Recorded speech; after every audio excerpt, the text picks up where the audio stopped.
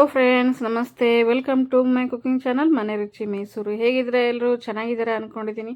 ನೋಡಿ ಬನ್ನಿ, ಮಸ್ತಾಗಿರುವಂತಹ ಮಹಾರಾಷ್ಟ್ರದಲ್ಲಿ ಟ್ರೆಡಿಷ್ನಲ್ ಫುಡ್ ಅಂತ ಹೇಳ್ಬೋದು. ಮಹಾರಾಷ್ಟ್ರದಲ್ಲಿ ಮಾಡುವಂತಹ ಪಾಲಕ್ ಸೊಪ್ಪಿನ ಗರಗಟ್ಟ ತುಂಬಾ ರುಚಿಯಾಗಿರುತ್ತೆ. ಬಿಸಿ ಬಿಸಿ ಅನ್ನಕ್ಕೆ ತುಪ್ಪ ಹಾಕ್ಕೊಂಡು ತಿಂದರೆ ಆಹಾ, ಸ್ವರ್ಗಕ್ಕೆ ಮೂರೇ ಗೇಣು ಅಂತಾರಲ್ವ, ಅಷ್ಟು ರುಚಿಯಾಗಿ ಮತ್ತು ಹೆಲ್ದಿಯಾಗಿರುತ್ತೆ. ಬೇಗನೆ ಒಂದು 5 ನಿಮಿಷದಲ್ಲಿ ಮಾಡ್ಕೊಂಬಿಡ್ಬೋದು. ಮಹಾರಾಷ್ಟ್ರದಲ್ಲಿ ತುಂಬಾ ಮಾಡ್ತಾರೆ ಇದು ಪಾಲಕ್ ಸೊಪ್ಪಿಂದು. ಇದರಲ್ಲಿ ಬೇರೆ ಏನೂ ಹಾಕೋದಿಲ್ಲ, ಬರೀ ಪಾಲಕ್ಕೆ ಇರುತ್ತೆ.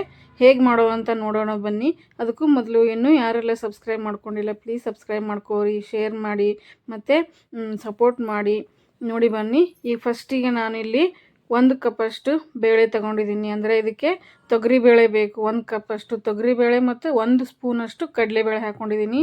ಬರೀ ಕಡಲೆಬೇಳೆಯಲ್ಲೂ ಮಾಡ್ತಾರೆ, ತೊಗರಿಬೇಳೆಯಲ್ಲೂ ಮಾಡ್ತಾರೆ. ನಾನು ಇಲ್ಲಿ 1 ಕಪ್ಪಷ್ಟು ತೊಗರಿಬೇಳೆ ತೊಗೊಂಡಿದ್ದೀನಿ. ಒಂದೇ 1 ಸ್ಪೂನು ಕಡಲೆಬೇಳೆ ಹಾಕಿ ಒಂದು ಅರ್ಧ ಗಂಟೆ ನೆನೆ ಹಾಕ್ಕೊಂಡಿದ್ದೆ.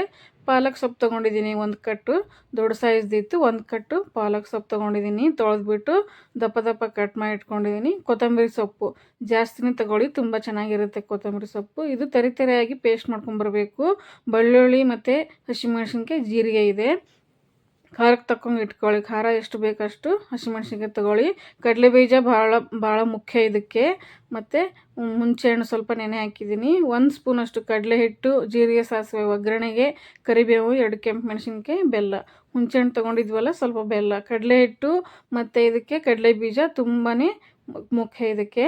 ನೋಡಿ, ನೆನೆ ಹಾಕಿದ್ವಲ್ಲ ನಾವು ಕಡಲೆಬೇಳೆ ಮತ್ತು ತೊಗರಿಬೇಳೆ. 1 ಸ್ಪೂನ್ ಕಡಲೆಬೇಳೆ ಹಾಕಬೇಕು. ಮತ್ತು 1 ಕಪ್ಪಷ್ಟು ತೊಗರಿಬೇಳೆ ನೆನೆ ಹಾಕ್ಕೊಂಡಿದ್ನಲ್ಲ, ಇದನ್ನು ನೆನೆ ಹಾಕ್ಕೊಂಡಿದ್ದೆ. ಕಡಲೆ ಬೀಜ 1-2 ಸ್ಪೂನ್ ಅಷ್ಟಿದೆ. ನಿಮಗೆ ಎಷ್ಟು ಬೇಕಷ್ಟು ಹಾಕೋಬಹುದು. ನೋಡಿ, 1 ಕಟ್ಟು ಸೊಪ್ಪನ್ನ ಚೆನ್ನಾಗಿ ತೊಳೆದಿಟ್ಕೊಂಡಿದ್ದೆ, ರಫಾಗಿ ಕಟ್ ಮಾಡಿದ್ದೀನಿ, ಅದು ಹಾಕ್ಕೊಂಡಿದ್ದೀನಿ. ಮತ್ತು ಕೊತ್ತಂಬರಿ ಸೊಪ್ಪು, ಪಾಲಕ್ ಸೊಪ್ಪು ಒಮ್ಮೆಗೆ ಹಾಕಿ ತುಂಬ ರುಚಿಯಾಗಿ ಮತ್ತು ಕಲರಾಗಿ ಬರುತ್ತೆ. ತುಂಬ ಟೇಸ್ಟಿಯಾಗಿರುತ್ತೆ. ಇಷ್ಟೇ ಹಾಕ್ತಾರೆ ಫ್ರೆಂಡ್ಸ್, ಇದಕ್ಕೆ ಹೆಚ್ಚಿಗೆ ಏನು ಹಾಕೋದಿಲ್ಲ. ನೀರು ಎಷ್ಟು ಬೇಕು ನಿಮಗೆ, ಇದು ಸಾಂಬಾರು ಎಷ್ಟು ಬೇಕಾಗುತ್ತೆ, ಗರಗಟ್ಟ ಅಂತಾರೆ ಆ ಕಡೆಲ್ಲ. ಗರಗಟ್ಟ ಎಷ್ಟು ಬೇಕು ಅದು ನೋಡಿಕೊಂಡು, ಗಟ್ಟಿ ಬೇಕು ತಿಳಿಬೇಕು ನೋಡಿಕೊಂಡು ನೀರು ಹಾಕ್ಕೊಳ್ಳಿ. ಗರಗಟ್ಟ ಯಾವಾಗಲೂ ಗಟ್ಟಿಯಾಗೇ ಇರುತ್ತೆ, ಪೂರ್ತಿ ಗಟ್ಟಿ ಅಲ್ಲ, ಗ್ರೇವಿ ಥರ ಇರುತ್ತೆ, ತಿಳುವಾಗಿರೋದಿಲ್ಲ, ಸಾಂಬಾರು ಥರ ಇದು. ಆ ಕಡೆಲ್ಲ ಮಹಾರಾಷ್ಟ್ರ ಕಡೆ ಗರಗಟ್ಟ ಅಂತಾರೆ. ನೀರು ನೋಡ್ಕೊಂಡು ಹಾಕ್ಕೊಳ್ಳಿ ಎಷ್ಟು ಬೇಕಷ್ಟು. ನಾನು ಚಿಟಿಕೆ ಅರಿಶಿನ ಹಾಕ್ಕೊಂಡು ಒಂದು 4 ವಿಸಲು ಕೂಗಿಸ್ಕೊಂಬರ್ತೀನಿ. 4 ವಿಸಲ್ ಕೂಗಿಸ್ರೆ ಏನಾಗುತ್ತೆ, ಸಾಫ್ಟ್ ಆಗುತ್ತೆ ಸೊಪ್ಪು ಬೇಳೆ ಎಲ್ಲ. ನೋಡಿ, ಇಲ್ಲೊಂದು ಚಿಕ್ಕದು ಮಿಕ್ಸಿ ಜಾರ್ ತೊಗೊಂಡಿದ್ದೀನಿ. ಖಾರಕ್ಕೆ ಹಸಿಮೆಣಸಿನ್ಕಾಯಿ ತೊಗೊಂಡಿದ್ದೀನಿ, 7-8 ಹಸಿಮೆಣಸಿನ್ಕಾಯಿ, ಬೆಳ್ಳುಳ್ಳಿ, 1 ಗಡ್ಡೆ ಬೆಳ್ಳುಳ್ಳಿ ಇದೆ, ಜೀರಿಗೆ, ಒಂದು 4-5 ಹೆಸರು ಕರಿಬೇವಿನ ಹೆಸರು ಹಾಕ್ಕೊಂಡು ತರಿತರಿಯಾಗಿ ಪೇಸ್ಟ್ ಮಾಡ್ಕೊಂಬರಬೇಕಾಗತ್ತೆ. ಮಹಾರಾಷ್ಟ್ರದಲ್ಲಿ ತುಂಬಾ ಟ್ರೆಡಿಷ್ನಲ್ ಮತ್ತು ಸಾಂಪ್ರದಾಯಿಕ ಅಡುಗೆ ಅಂತ ಹೇಳ್ಬೋದು. ಗಟ್ಟಿಯಾಗಿ ಮಾಡ್ತಾರೆ. ಬಿಸಿ ಬಿಸಿ ಅನ್ನಕ್ಕೆ ತುಂಬಾ ಚೆನ್ನಾಗಿರುತ್ತೆ ಫ್ರೆಂಡ್ಸ್. ಒಂದು ಸಲ ಟ್ರೈ ಮಾಡಿ. ಈ ಚಳಿಗಾಲಕ್ಕೆ ಬಿಸಿ ಬಿಸಿ ಅನ್ನದ ಜೊತೆ ಈ ಥರ ಪಾಲಕ್ ಸೊಪ್ಪಿನ ಗರಗಟ್ಟ ಮಾಡ್ಕೊಂಡು ತಿಂದರೆ ತುಂಬ ಚೆನ್ನಾಗಿರುತ್ತೆ. ನೋಡಿ, ಈ ಥರ ತರಿತರಿಯಾಗಿ ಪೇಸ್ಟ್ ಮಾಡ್ಕೊಂಡು ಬರಬೇಕಾಗತ್ತೆ. ಈಗ ನೋಡಿ, 4 ವಿಸಲ್ಗಾಗಿದೆ. 4 ವಿಸಲ್ ಹೊಡಿಸ್ಕೊಂಡ್ರೆ ಏನಾಗುತ್ತೆ ಅಂದರೆ ತುಂಬ ಸಾಫ್ಟ್ ಆಗುತ್ತೆ, ಬೇಳೆ ಎಲ್ಲ ಚೆನ್ನಾಗಾಗುತ್ತೆ. ನೋಡಿ ಎಷ್ಟು ಸಾಫ್ಟ್ ಆಗಿದೆ ನೋಡಿ, ಗಮ್ ಅಂತ ಇರುತ್ತೆ. ಪಾಲಕ್ ಸೊಪ್ಪು ಮತ್ತು ಬೇಳೆ ಅದು ತುಂಬಾ ಚೆನ್ನಾಗಿ ಸ್ಮೆಲ್ ಬರುತ್ತೆ. ಇದೇ ಥರ ಮಾಡಿ ತುಂಬಾ ಈಸಿಯಾಗಿ ಮಾಡ್ಕೊಂಬರ್ಬೋದು.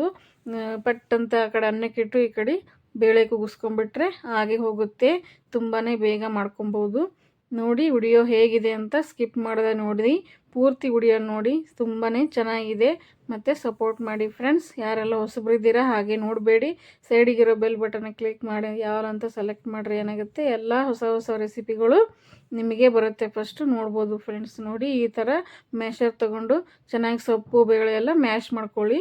ತುಂಬಾ ಪ್ರೆಸ್ ಮಾಡಬೇಡಿ, ಕಡಲೆ ಬೀಜ ಇರುತ್ತೆ ಎಲ್ಲ ಒಳಗೆ, ಅದು ಸಾಫ್ಟಾಗಿರುತ್ತೆ. 3-4 ವಿಸಲ್ ಕೂಗಿಸ್ಕೊಂಬಂದರೆ ತಂತಾನೆ ಸಾಫ್ಟಾಗಿರುತ್ತೆ.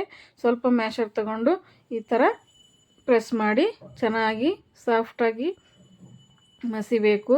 ನೋಡಿ, ಇದೇ ಥರ ಮಾಡ್ಕೊಂಬನ್ನಿ. ತುಂಬಾ ಈಸಿಯಾಗಿ ಮಾಡ್ಕೊಂಬರ್ಬೋದು. ಟಿಫಿನಿಗೂ ಗಟ್ಟಿಯಾಗಿ ಮಾಡಿ ಟಿಫಿನ್ ಬಾಕ್ಸಿಗೂ ಚಪಾತಿ ಜೊತೆ ಹಾಕ್ಕೊಡ್ಬೋದು. ಬಿಸಿ ಬಿಸಿ ಅನ್ನಕ್ಕೂ ಸಂಜೆ ಟೈಮ್ಗೆ ತುಂಬ ಚೆನ್ನಾಗಿರುತ್ತೆ. ತುಂಬ ಘಮ್ ಅಂತ ಇರುತ್ತೆ, ತುಂಬ ಟೇಸ್ಟಾಗಿರುತ್ತೆ. ತುಂಬ ಸ್ಪೆಷಲ್, ಮಹಾರಾಷ್ಟ್ರ ಸ್ಪೆಷಲ್ ಅಂತಲೇ ಹೇಳ್ಬೋದು. ತುಂಬಾ ಪಾಲಕ್ ಸೊಪ್ಪಿದ್ರೆ ಫಿಕ್ಸ್ ಇದು ಮಾಡ್ತಾರೆ ಆ ಕಡೆ. ನೋಡಿ, ಇಲ್ಲಿ ಒಂದು ಗ್ಯಾಸ್ ಮೇಲೆ ಕಡಾಯಿ ಇಟ್ಕೊಂಡಿದ್ದೀನಿ ಒಗ್ಗರಣೆ ಹಾಕೋಕ್ಕೆ. 2-3 ಸ್ಪೂನ್ ಎಣ್ಣೆ ಹಾಕ್ಕೊಂಡಿದ್ದೀನಿ.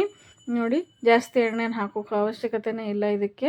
ಇದು ನೋಡಿ, ಒಗ್ಗರಣೆಗೆ ಜೀರಿಗೆ, ಸಾಸಿವೆ ಒಂದು ಅರ್ಧ ಸ್ಪೂನ್ ಹಾಕ್ಕೊಂಡಿದ್ದೀನಿ. ಚಟಪಟ ಅಂತ ಚೆನ್ನಾಗಿ ಸಿಡಿಬೇಕು ಫ್ರೆಂಡ್ಸ್. ಎಷ್ಟು ಚೆನ್ನಾಗಿ ಸಿಡಿಯುತ್ತೆ ಅಷ್ಟು ಗಮ್ ಅನ್ನುತ್ತೆ.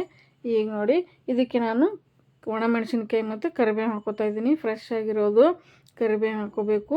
ಇದು ಚೆನ್ನಾಗಿ ಎಲ್ಲ ಚೆನ್ನಾಗಿ ಫ್ರೈ ಆದಮೇಲೆ ನಾವು ರುಬ್ಬಿರುವಂತಹ ತರಿತರಿಯಾಗಿ ಹಸಿಮೆಣಸಿನ್ಕಾಯಿ, ಬೆಳ್ಳುಳ್ಳಿ, ಜೀರಿಗೆ, ಕರಿಬೇವು ಪೇಸ್ಟ್ ಮಾಡ್ಕೊಂಡು ಬಂದಿದ್ವಲ್ಲ ಅದು ಹಾಕ್ಕೊಂಡು ಒಗ್ಗರಣೆ ಹಾಕೋಬೇಕು ಫ್ರೆಂಡ್ಸ್. ಇದಕ್ಕೆ ಖಾರ ಮತ್ತು ಟೊಮೊಟೊ ಎಲ್ಲ ಹಾಕೋಂಗಿಲ್ಲ ಫ್ರೆಂಡ್ಸ್. ಇದೇ ಥರ ಹಾಕಬೇಕು, ಬೇರೆ ಯಾವ ಐಟಮ್ಸು ಹಾಕಬಾರ್ದು. ಇದಕ್ಕೆ ಇಷ್ಟು ಏನು ಹಾಕಿದ್ದೆ ನೋಡಿ, ಇಷ್ಟೇ ಹಾಕ್ತಾರೆ ಮಹಾರಾಷ್ಟ್ರ ಕಡೆ. ತುಂಬಾ ಸ್ಪೆಷಲ್ ರೆಸಿಪಿ ಇದು.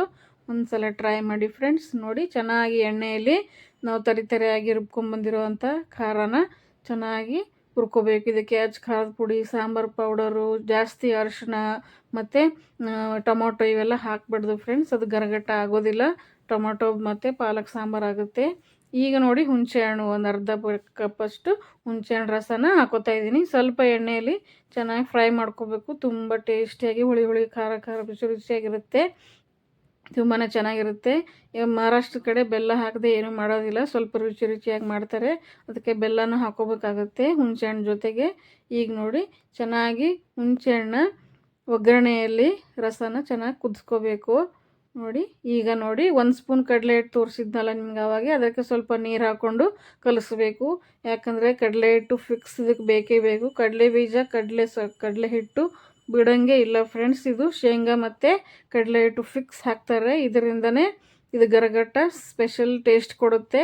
ತುಂಬಾ ಚೆನ್ನಾಗಿರುತ್ತೆ ಫ್ರೆಂಡ್ಸ್. ತುಂಬ ಟೇಸ್ಟಿಯಾಗಿರುತ್ತೆ. ಚೆನ್ನಾಗಿ ಹುರ್ಕೊಳ್ಳಿ. ಚೆನ್ನಾಗಿ ಕಡಲೆ ಹಿಟ್ಟಿನ ವಾಸನೆ ಹೋಗುವವರೆಗೂ ಚೆನ್ನಾಗಿ ಒಗ್ಗರಣೆಯಲ್ಲಿ ಎಣ್ಣೆಯಲ್ಲಿ ಚೆನ್ನಾಗಿ ಫ್ರೈ ಮಾಡ್ಕೊಳ್ಳಿ ಫ್ರೆಂಡ್ಸ್. ನೋಡಿ ತಳ ಎಲ್ಲ ಬಿಡ್ತಾ ಇರುತ್ತೆ ನೋಡಿ. ಆಗ ನಾವು ನಾವು ಪಾಲಕ್ ಸೊಪ್ಪು ಬೇಯಿಸ್ಕೊಂಬಂದಿದ್ವಲ್ಲ ಅದು ಬೇಳೆನ ಹಾಕೋಬೇಕು. ಈಗ ನೋಡಿ ಚೆನ್ನಾಗಿ ಬೆಂದಿದೆ. ಇದು ತಳ ಬಿಡ್ತಾ ಇದೆ ಅಲ್ವಾ. ಕಡಲೆ ಹಿಟ್ಟು ಎಣ್ಣೆಯಲ್ಲಿ ಚೆನ್ನಾಗಿ ಕುದ್ದಿದ ಮೇಲೆ ಈಗ ನೋಡಿ ನಾವು ಕುಕ್ಕರಲ್ಲಿ ಬೇಯಿಸ್ಕೊಂಬಂದಿರೋಂಥ ಸೊಪ್ಪು ಬೇಳೆನ ಹಾಕೋಬೇಕು. ಇದಕ್ಕೆ ಪಾಲಕ್ ಸೊಪ್ಪು ಇನ್ನೂ ಒಂದು ಕಟ್ ಹಾಕಿದ್ರು ಪರವಾಗಿಲ್ಲ, ಹಾಕ್ಬೋದು. ಎಷ್ಟು ಜಾಸ್ತಿ ಪಾಲಕ್ ಸೊಪ್ಪು ಇರುತ್ತೆ ಅಷ್ಟು ಚೆನ್ನಾಗಿರುತ್ತೆ. ಇದು ಯೆಲ್ಲೋ ಕಲರ್ ಇರೋದಿಲ್ಲ, ರೆಡ್ ಕಲರ್ ಇರೋದಿಲ್ಲ, ಇದು ಗ್ರೀನ್ ಕಲರಾಗೇ ಇರಬೇಕು. ಅಂದರೆ ಗರ್ಗಟ್ಟ ಅಂತಾರೆ. ಸ್ವಲ್ಪ ಚೆನ್ನಾಗಿ ಕುದಿಸ್ಕೋಬೇಕು. ಇನ್ನೊಂದು ಸ್ವಲ್ಪ ಗಟ್ಟಿ ಆಗಬೇಕು. ಜಾಸ್ತಿ ಸಾಂಬಾರು ಥರ ಇರೋದಿಲ್ಲ, ಇದು ಗಟ್ಟಿಯಾಗೇ ಇರುತ್ತೆ. ತುಂಬಾ ಚೆನ್ನಾಗಿರುತ್ತೆ ನೋಡಿ. ಈಗ ಸ್ವಲ್ಪ ಬೆಲ್ಲ ಹಾಕೋತಾ ಇದ್ದೀನಿ ನೋಡಿ. ಇದು ಬೆಲ್ಲನೇ ಮೇನು. ಬೆಲ್ಲ, ಕಡಲೆ ಹಿಟ್ಟು ಇದಕ್ಕೆ ತುಂಬಾ ಮುಖ್ಯ. ಇದಕ್ಕೆ ತುಂಬ ಚೆನ್ನಾಗಿರುತ್ತೆ, ಟೇಸ್ಟಿಯಾಗಿರುತ್ತೆ, ಅಂತ ಇರುತ್ತೆ ಮನೆಯೆಲ್ಲ. ರುಚಿಗೆ ತಕ್ಕಷ್ಟು ಉಪ್ಪು ಹಾಕ್ಕೊಂಡು ಚೆನ್ನಾಗಿ ಕುದಿಸ್ಕೊಳ್ಳಿ ಫ್ರೆಂಡ್ಸ್. ಚೆನ್ನಾಗಿ ಕುದಿಬೇಕು. ಸ್ವಲ್ಪ ಕಡಿಮೆ ಆಗಬೇಕು ಕುದ್ದು ಹೆಂಗಂದರೆ ಗಟ್ಟಿ ಫ್ಲೇವರ್ ಬರಬೇಕು, ಗ್ರೇವಿ ಥರ ಬರಬೇಕು. ಅಂದ್ರೇ ಅನ್ನದ ಜೊತೆ ಚೆನ್ನಾಗಿರುತ್ತೆ. ಅನ್ನದ ಜೊತೆ ಮತ್ತು ಚಪಾತಿ ಜೊತೆ ತುಂಬಾ ಚೆನ್ನಾಗಿರುತ್ತೆ ಫ್ರೆಂಡ್ಸ್. ಇದು ನೋಡಿ ಎಷ್ಟು ಚೆನ್ನಾಗಿ ಬಂದಿದೆ. ಈ ಥರ ಸ್ಟ್ರಕ್ಚರ್ ಇದ್ದರೆ ಸಾಕಾಗುತ್ತೆ. ಇನ್ನೂ ಸ್ವಲ್ಪ ಕಡಲೆ ಹಿಟ್ಟಿರುತ್ತಲ್ಲ, ಸ್ವಲ್ಪ ಇಟ್ಟರೆ ಇನ್ನೊಂದು ಸ್ವಲ್ಪ ಗಟ್ಟಿ ಆಗುತ್ತೆ. ಇದು ಆರಿದ ಮೇಲೂ ಇಷ್ಟಿದ್ರೆ ಸಾಕು. ಈ ವಿಡಿಯೋ ನಿಮಗೆ ಹೇಗೆ ಅನ್ನಿಸ್ತು ಅಂತ ಪ್ಲೀಸ್ ಕಮೆಂಟ್ ಬಾಕ್ಸಲ್ಲಿ ತಿಳಿಸಿ. ಮತ್ತು ನಿಮ್ಮ ಫ್ಯಾಮಿಲಿ ಫ್ರೆಂಡ್ಸಿಗೆಲ್ಲ ಶೇರ್ ಮಾಡಿ. ಮಹಾರಾಷ್ಟ್ರದ ಟ್ರೆಡಿಷ್ನಲ್ ಫುಡ್ ಅಂತ ಹೇಳ್ಬೋದು. ನಮ್ಮ ಮಹಾರಾಷ್ಟ್ರ ಅಲ್ವಾ, ಅದಕ್ಕೆ ಇದು ರೆಸಿಪಿ ನಮಗೆ ಗೊತ್ತು. ತುಂಬಾ ಮಾಡ್ತಾರೆ, ತುಂಬ ರುಚಿಯಾಗಿರುತ್ತೆ. ಈ ಮಳೆಗಾಲಕ್ಕೆ ಇದು ಮಾಡಿಸಿರೋದು. ಬೆಳ್ಳುಳ್ಳಿ ಜಾಸ್ತಿ ಹಾಕಿಬಿಟ್ಟು ಮಾಡಿದ್ರೆ ತುಂಬ ಚೆನ್ನಾಗಿರುತ್ತೆ. Thank you for watching friends. Next ಸಿಗೋಣ.